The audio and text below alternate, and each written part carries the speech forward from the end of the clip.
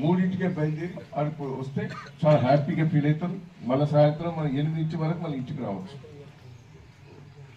ఏదో snack type భోజనాలు ఏమో ఇంటికి వచ్చా మళ్ళీ భోజనాలు చేయొచ్చు.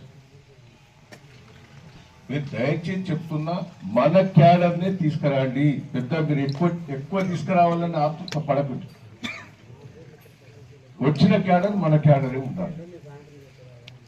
లేడీస్ తగ్గింది. లేడీస్లలో లీడర్షిప్ చేసేటోళ్ళని వార్డ్ మెంబర్లు, కొంత సంఘ అధ్యక్షులు, కొంత యాక్టివ్ ఉండేటారు. వాళ్ళకి ఎందుకంటే సిస్టమేటిక్గా లేవరు. వాళ్ళు పార్టీ మీటింగ్ అయిపోయేదాకా ఉండాలనేది వాళ్ళు ఉంటారు.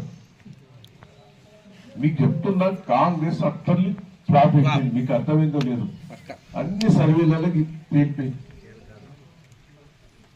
మీరు ఎంత ఉపయోగించుకుంటే మనం ఎంత ఉపయోగించుకుంటే అంత మంచిది. కేసీఆర్ సభకు రావాలి, కేసీఆర్ గారు చెప్పేటి వినాలి అనేది ప్రజలలో వచ్చిందా రాలేదా? అంటే ఆయన పేరు బాగా పెరిగిపోయింది అంటున్నారా. మనకు మంచి రోజులు రాబోతాయి. మనం ప్రతిపక్షంగా ఉన్న నాదాన్ని పడని అవసరం లేదు. ఏదో అధికార పార్టీ ఉంటేనే పనులు అయితే అధికార పార్టీ వల్ల ఉరికియొచ్చు. నేను చెప్తాను, ఉరికియొచ్చు. మన అధికారం ఉంటేనే ఇబ్బంది. ప్రతి ఒక్కరి మళ్ళీ అడుగుతా ఉంటారు. ప్రతిపక్షంగా ఉంటేనే మనం, నేను ఎందుకంటే 15 ఏళ్ళు ప్రతిపక్షంగా ఉన్నాను. నేను అసెంబ్లీలో మాట్లాడిన స్పీచెస్ చూడండి, బయట మాట్లాడిన వీళ్ళంది నేను ఊపేది, ప్రతిపక్షం కూడా ఊపేది.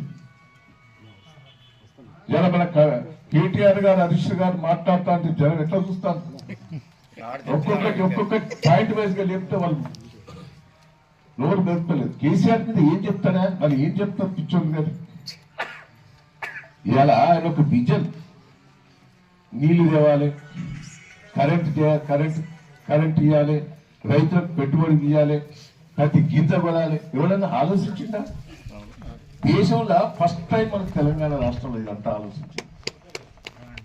తండకు ట్యాంకులు కట్టించింది, తండకు నీళ్ళు ఇచ్చింది. ఎవరైనా తండలు గ్రామ పంచాయతీ చేసింది. నేను పెన్షన్లు ఇచ్చే మంత్రి. నేను వేరే రాష్ట్రాల్లో 200 కూడా ఇయ్యరు.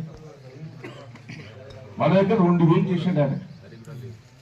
ఒక్కొక్క స్కీమ్ ఎంత.